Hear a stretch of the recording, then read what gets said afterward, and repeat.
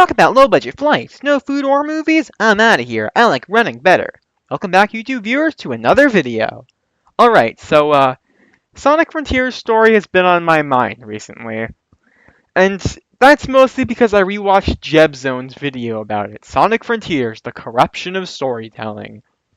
Because it really made me think about this story in ways I hadn't before, which is that, to give a quick summary of my thoughts on this game's story is that, okay, for one, the gameplay of Sonic Frontiers, while it does have issues, I still enjoy the game quite a lot. But the story is really what I was looking forward to with Frontiers, and when I played it for the first time, I did really like the story. I definitely had complaints, don't get me wrong, which we'll get into, but overall, I still thought it was really good. But as I thought about it more and as I watched people critique it, I began to realize that this story sucks. But I'm not just gonna complain about it, because I have done that in the past. When I did that video last year, Sonic's future worries me, which it only slightly does now. Not really anymore, but... So, I am going to go in depth each character in Sonic Frontiers, touching the voice acting too, and give my thoughts on what I didn't like, what I did like, and what I think could have been improved to make this game's story something really good. Oh, also, I made this wallpaper. Obviously, I didn't do the art, but I tossed the logo on there. I think it looks cool. So without further, before we continue, I'd like to recommend you guys all check out my Letterboxd, which is linked in the description. Without further ado, let's do it to it and dive on into the story of Sonic Frontiers. Sonic's characterization in Frontiers is, I don't want to say it's terrible, because this isn't. He doesn't annoy me like he did in the second movie or maybe Sonic Prime, but he feels too much like '06 Sonic. And the problem with Sonic in '06 is that he was just so boring. He's just the most generic, nice guy hero you could get. And that just isn't entertaining. Because, okay, there are two ways to characterize Sonic. The Japanese characterization, the American characterization. I've always said I prefer the American characterization, which you can see a lot in the adventure games. I prefer the more, yeah, this is happening, talk about low-budget flights, the Ryan Drummond Sonic, or the kind of the sarcastic humor from Sonic Boom, or the, limit kind of Sonic you get in Archie, that kind of characterization.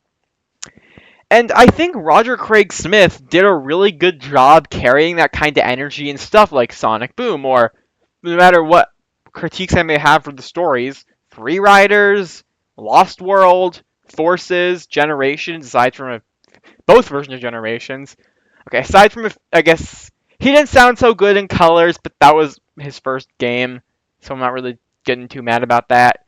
Yeah, I do think he had a few weird line deliveries in Lost World and Forces, but overall, I think Roger Craig Smith was a great Sonic. He is still my favorite voice for the character. I think he did a really good job in Team Sonic Racing. The little bits we get of him in the Tails Tube, Sonic Racing Crossworlds, the Twitter takeovers, you can tell that Roger is really comfortable with this role. I mean, he's been doing it for 15 years. That's way longer than Ryan Drummond and Jason Griffith combined. But in Frontiers, and it also goes for Dream Team, but here he is awful. And I don't want to blame him, but I'm also not going to jump on the bandwagon that's hating on Jack Fletcher right now, who's the voice director, because this isn't the same thing as an animated show where the way the characters sound mostly does come from the voice director. The way the characters sound in each project is something that goes up to the tip top of Sega, I can imagine. So I don't really want to point fingers at anyone, but in short, Roger Craig Smith was completely wasted on this game. He's one of my favorite voice actors. He's great. But instead of sounding all the cool, kind of cocky Sonic Boom or Generations-esque energy, you got him talking more like this, where he barely emotes at all, and he just sounds like a different character. I hate it. Some lines sound okay, but others are just really bad. And yeah, I don't want to knock Roger, because he's great, but he was terrible here. And Sonic himself, yeah, as I already said, he sounds too nice. the way he's written. And it's not, again, I'm not going to blame Ian Flynn on this either. Not just because, oh, he wrote the story, he wrote the dialogue, not the story, aside from a few small ideas, but at the end of the, but I mean, if you look at the way Sonic is written in, say, Archie, which I know was years ago and totally different world, but I mean, look at how Sonic was there, which Flynn wrote, compared to here. It's the complete opposite. I mean, you could at least, even in IDW, it's a lot more similar to this version of Sonic. He was still different, but here, I feel like the Sega restrictions of how each character is supposed to be characterized per game just really hit Sonic here. They want Sonic to go through some kind of meaningful growth arc, but they also don't, so it just ends up being, I'm Sonic and I'm the nice guy. Like, also, can we just talk about how stupid is the way he treats Sage?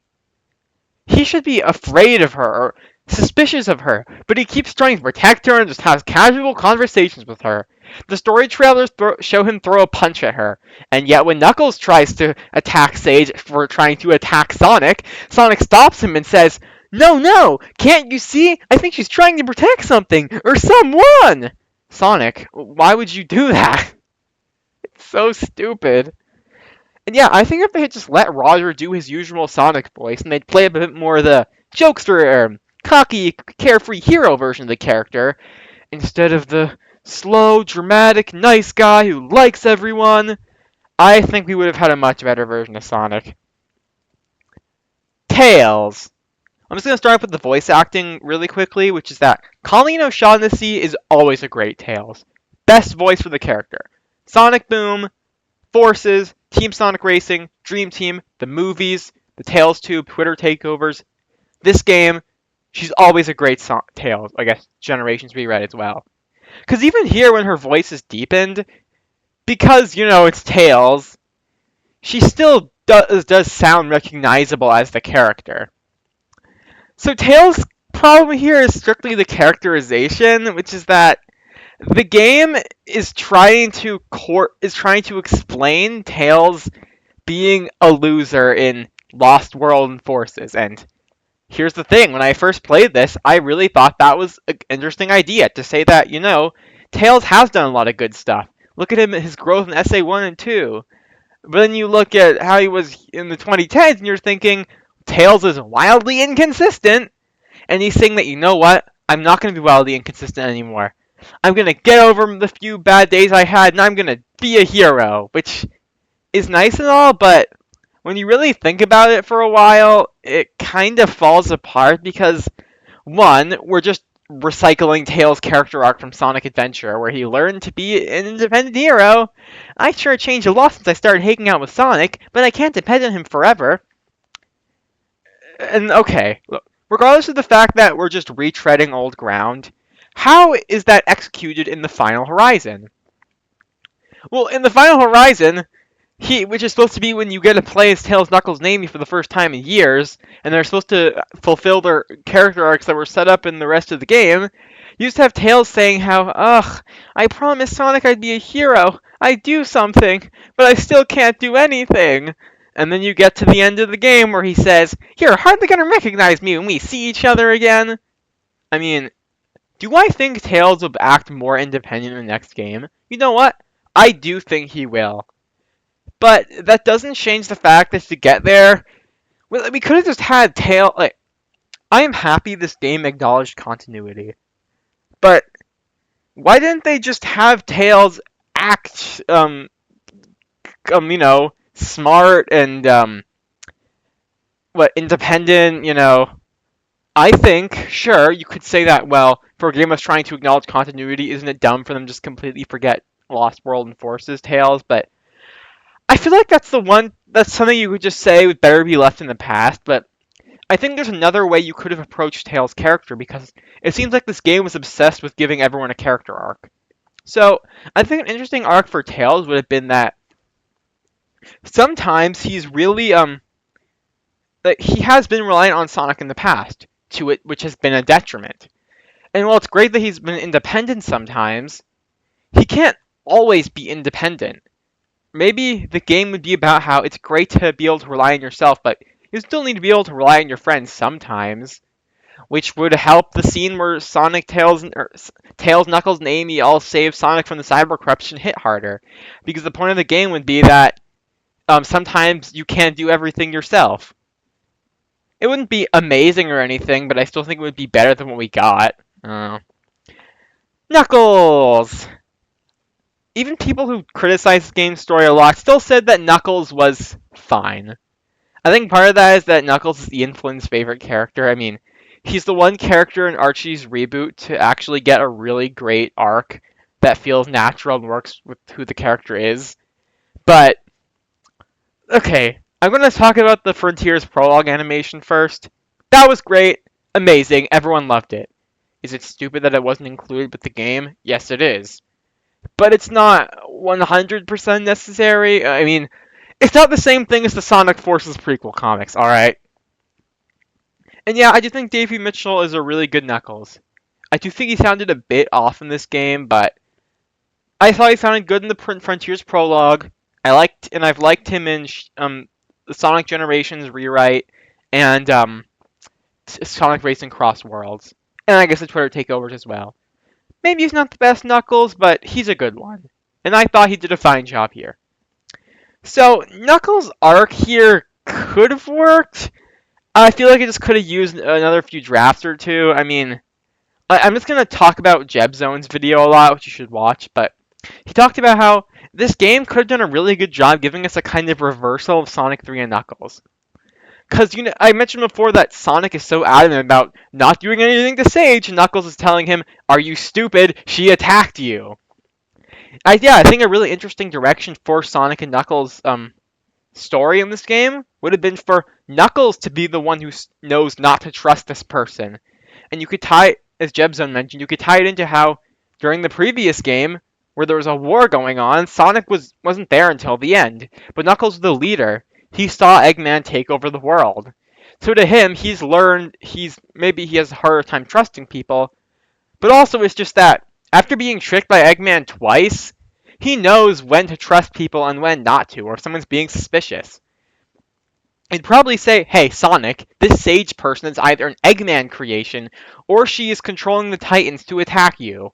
Why would you be protecting her?" And Sonic would realize, "Hey, maybe I am too trusting sometimes."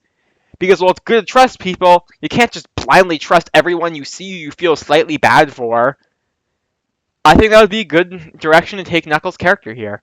Also, yeah, why are Sonic and Knuckles constantly insulting each other all the time? I mean, I like that this game brought back the rivalry, but I feel like it just takes it a bit too far. It acts like Sonic and Knuckles' entire dynamic is just them insulting each other. The dynamic, and I guess laughing about it, but their dynamic is that Sonic is this carefree, cocky, cool guy who goes wherever he wants, does whatever he wants, speaks his mind. Knuckles is a stubborn, mostly loner type of guy. And their personalities clash because Knuckles thinks Sonic is obnoxious, and Sonic thinks Knuckles is too stubborn. But that isn't really here, which I think is a missed opportunity, because if you're going to have them be rivals again, you need to understand why they were rivals to begin with. I don't know. Also, yeah, what is Knuckles' actual character arc in Sonic Frontiers? That would be how he's thinking he wishes he could get off his island. He envies Sonic's lifestyle, being able to go where he wants, when he wants. And people have acknowledged that, hey, in a game that's so obsessed with referencing the past, why doesn't it mention that Knuckles has spent the past few games not caring about Angel Island at all? But I think you could still make this work.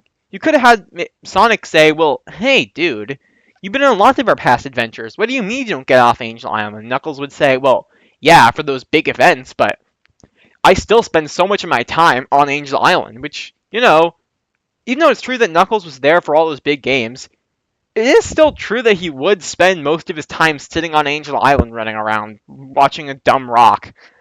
He maybe say that, well, yeah, he still does spend most of his time on Angel Island, and part of the reason he gets involved in those adventures is because if he sees an opportunity to get off his rock and fight Eggman or something, yeah, he'll go do it. but he's feeling, well, it's his duty to guard the Master Emerald. It's his duty to his people. And maybe since the ancients are related to chaos, which is never mentioned outside of the egg memos, you could have Sonic and Knuckles realize this, and it would make Knuckles think that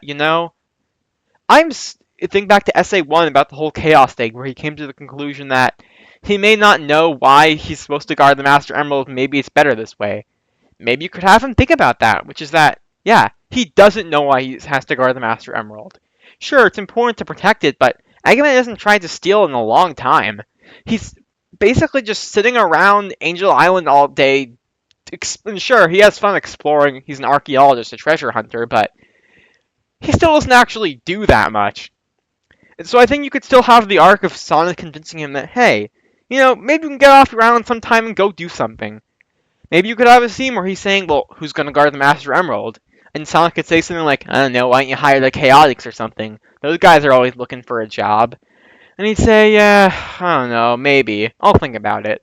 And I don't feel like that would be a cheap reference. I feel like that would actually make sense. I mean, if you need someone to guard the Master Emerald, why not hire guys he knows and trusts?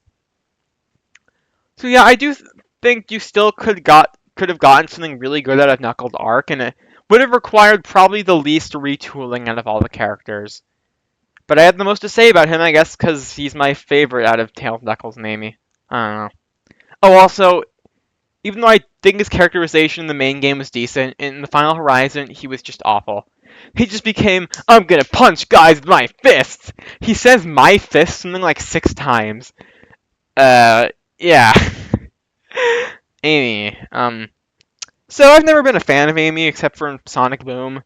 I think she's had some good moments, but I have one simple problem with her in most projects. She's just annoying. I wouldn't mind her chasing after Sonic all the time, weren't for the fact that it feels like that's one of her only character traits, and I'm not going to say that, oh, it's sexist or whatever, no, it's dumb. It's not entertaining and gets really boring when you see it over and over and over again. And yeah, I do like the moments when she isn't doing that. You have a scene like when she's talking back to Gamma, or when she convinces Shadow to help out in SA2. Those are good moments. And while she may be too psychotic in the game, I think the idea of her leading a small team in Sonic Heroes does work for her character. I like her role in Sonic Unleashed, but overall, she's just either annoying or just kind of boring, like in Lost World or Forces, where she barely does anything. And I think this game is trying to say how Amy is finally moving on from Sonic. And you know what? I think this could have worked, but the problem is that it's not really a thing that happens in the game. It's more like something you're just supposed to think, oh yeah, that happened. It's just not said, but it feels more like that may end up being a coincidence rather than something that was intentional. I don't know. I mean, maybe when she and Sonic first meet in the game, she's saying, "Oh, Sonic, you've come to rescue us. Thank you." And he's saying, yeah, I'm here to rescue you. Do you know where Tails is?" And she'd say, "No, but we can find him together." Well, as soon as I get out of this ghost form, that is, something like that. I don't know. And then when you have the scene where Sonic and Amy watch two of the ancients, a couple, die together, and when Amy's reflecting on it, she could tell Sonic, I've told him all these years that I love you, and I still do, so how come you haven't told me anything? And Sonic would finally say, look, I've been somewhat entertained or whatever. Like, I've somewhat enjoyed being chased around by you occasionally, but that's all. I've done that for so long. I'm kind of getting sick of it, Amy. I don't love you, okay? You're a good friend, but just, I, it gets annoying to have you chase me around all the time. And she'd come to the conclusion that, yeah, Sonic doesn't love her. But it's not like something that was implied. Sonic finally just said it straight to her. And she would think that, okay, if she really loves Sonic, then she would learn to respect what he said about not being in love with her, and she would finally let it go. If you really love something, you have to let it go. Except this time would be an actual character arc, like it would be an actual moment, not just her saying, "I saw love that transcended time. I believe in that power. I'm gonna share love with the whole world," whatever that means. Also maybe you could still have her act a bit more, I don't know, like, The way she was in the adventure games, Heroes, Archie, where she's a bit more like high energy. I don't know. I think that could work. I'm just not really that big a fan of Amy's character, but I do think if you went in a direction like this, it would help what is there make more sense, and it would also just make her still feel more like the Amy she was in the previous games. Oh boy. Dr. Eggman! If Sonic, Tails, and Amy were very much mishandled, especially Amy. Knuckles was fine, but Eggman was completely cracked open. Pun entirely intended. I said in the beginning of this video that, well, I did really like Story of Frontiers when I first saw it, but I did still have issues with it. And this was absolutely an issue. Eggman is terrible in this game. I'm just going to quickly start off with Mike Pollock's performance. Mike Pollock is the best Eggman. He's been voicing this character for over 20 years, and for a reason. He wasn't the only guy to make it through the 4Kids recast. They kept him because he really was just that good and that fitting for Eggman. Throughout nearly every single one of his performances, he's done such a great job. Sonic X, Shadow the Hedgehog, Unleashed, Colors, Generations, both versions, Lost World, Forces, especially Sonic Boom, Team Sonic Racing. Yeah, I do think it sounded kind of weird in Dream Team, but this game, he just ends up sounding more like, well, Gerald Robotnik than Ivo Robotnik. Like, if you listen to audio clips of Eggman from this game, then compare them to Gerald Robotnik from Shadow Generations, they sound really similar. At first I thought, maybe it's because Mike Pollock is aging. But then the Generations rewrite came out and I realized that, well, he can't do the voice quite as well as he used to. If you listen to that game or the Twitter takeovers, he can still do the Eggman voice. He just wasn't allowed to in this game. And yeah, I'm not going to point fingers at any one person, but he just sounds so tired and dull. But what about the actual writing? So, I think the idea of Eggman being trapped for most of the game and having to survive is an interesting concept. The problem is just that the game doesn't really do anything with it. Wouldn't it have been cool if the Egg Memos, instead of just being him giving off fan service, the ancients outdate the Babylonians, the Black Arms, and the Echidnas, I never really knew my cousin Maria. What? Yeah, I'll admit I loved hearing those the first time, because fan service works on me, but once I heard that more than once or twice, it ends up being annoying rather than cool. An Egg Memo should have been about Eggman talking about all the weird things he would see in cyberspace. How it would really, he knows he's such a great genius, but cyberspace really is stumping his mind. He just can't figure it out. Maybe he'd start to go a little nuts. And I'm just going to talk about Sage here, but the idea of Eggman forming a father-daughter bond with someone is just utter garbage. I think that is the worst writing decision in the entire game series since Sonic and Elise. I'm not kidding. I think it is that terrible. Because look at Eggman as a character. In the classic games, he was this cartoonishly evil but still pretty menacing guy who wanted to take over the world and destroy everything. And Sonic Adventure continued this by having him get on this militaristic jacket, as he has the Egg Carrier, his floating masterpiece! But it pales in comparison to the power of Chaos! Who is going to help him destroy Station Square, and on its ruins build Robotnik Land, the ultimate city! I got carried away there. He has an entire Egg Carrier too, which he was going to use to destroy Chaos, because he just had a feeling Chaos was going to betray him at some point. In Sonic Adventure 2, no, he's not threatening to destroy the world like some people think, but he is threatening to destroy an entire country. He did blow up the moon, for crying out loud. In Sonic 06, he, just casually kidnaps someone, causes some destruction. Unleashed, he blows the world to 8 pieces. Sonic Colors, he's chaining together alien planets. Generations, he's messing with the space-time continuum. In Sonic Forces, he literally takes over the world and is going to drop a copy of the sun on his enemies. And you're telling me this guy would ever feel the affection of being a father for someone? Are you kidding me?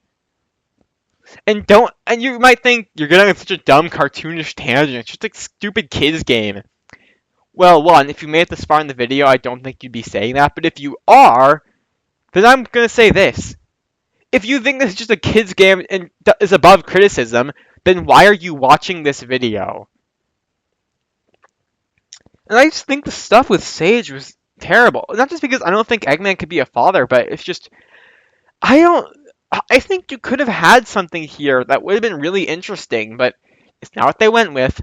What they went with is, oh, Eggman sees Sage, who he barely knows at all, to be his daughter, and she sacrifices herself, and he says, all right, go fulfill your function, dear daughter.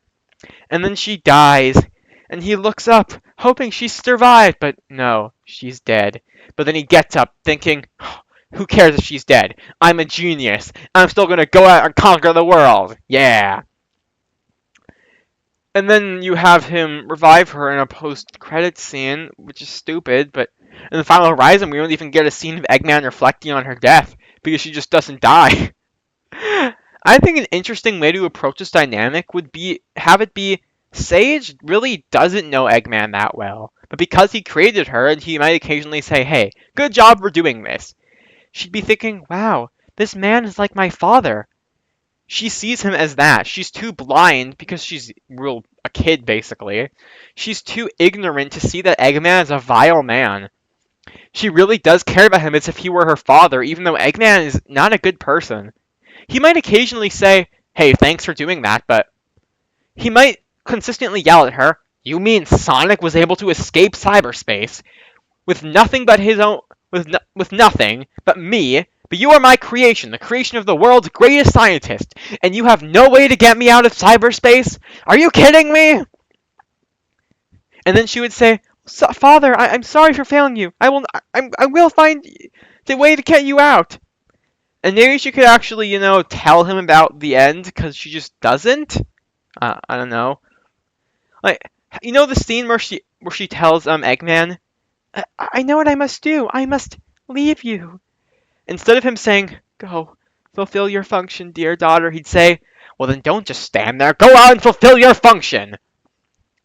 So when she dies, the tragedy would be that, which she should stay dead, I would say, that Sage would have died feeling like she gave her life to protect her own father. Never mind the man who created her was a horrible person, never saw her as anything more than a tool.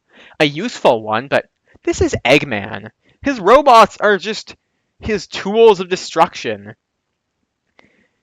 They are only tools in his eyes, a weapon, something only meant for misery and destruction. That's what his robots are.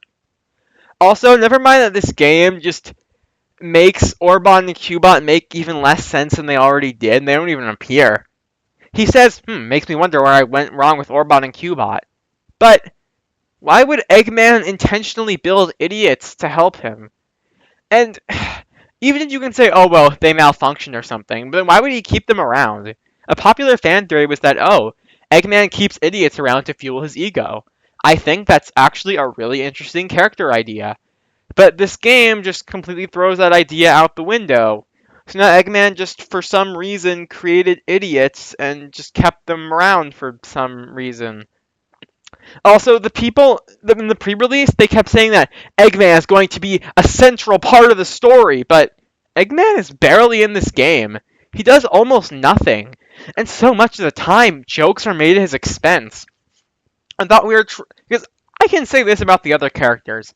Even if they were mishandled, at least they weren't turned into jokes. Eggman kinda was. And then you have other things, like how he keeps telling Sage, no, I'm not gonna work together with Sonic, because I hate him! You seem just fine with working with him in SA2 and Heroes, and those times are explicitly mentioned by Sage to Eggman. I mean, SA2, he just says, you're pretty persistent for a hedgehog, aren't you? And Sonic says, oh, please, letting Knuckles pilot the shuttle on the way over here was more dangerous than you could ever be. And then boom, they team up because they know they have to. Sonic Heroes? He gets out of prison and says, "Oh no, we're doomed, we can't defeat Metal Sonic." And then Sonic says, "Oh yeah? We got the Chaos Emeralds. We're gonna defeat him once and for all." And Eggman says, "Yeah, okay, let's go do it." Here, he's saying, "No, I don't want to team up with Sonic. I don't like him. He's a bully to me." Like, he has to go on how, yeah, Sonic, I hereby induct you into the Eggman Empire to save us all. I did not like that at all. Yikes, Eggman is just...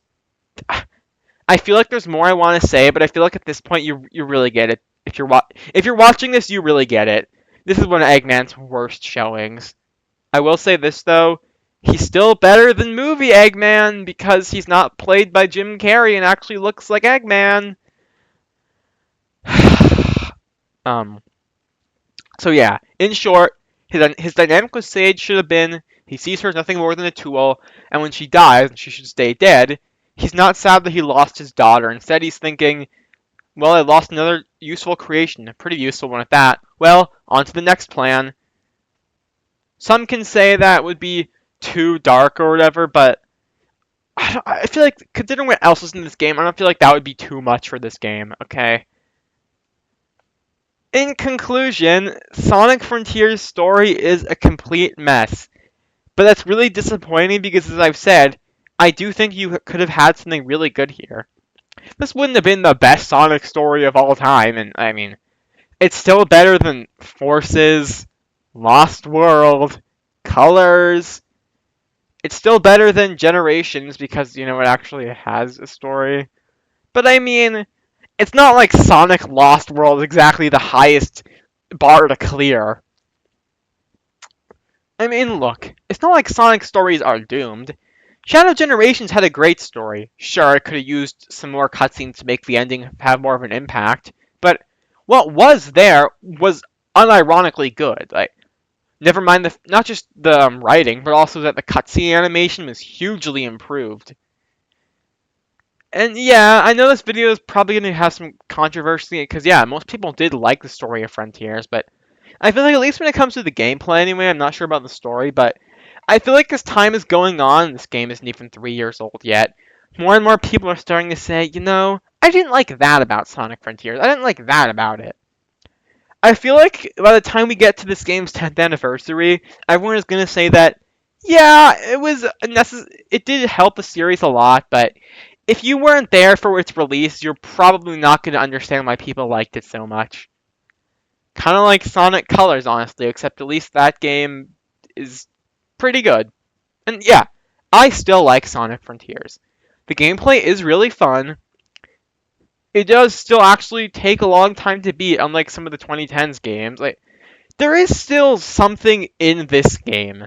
I would never call it soulless or boring, but the story is just really disappointing. Here's to hoping that with the success of Shadow Generations, they know what to do next for the next game, which is going to come out next year, actually. So that's all for now. And remember to stay way past cool.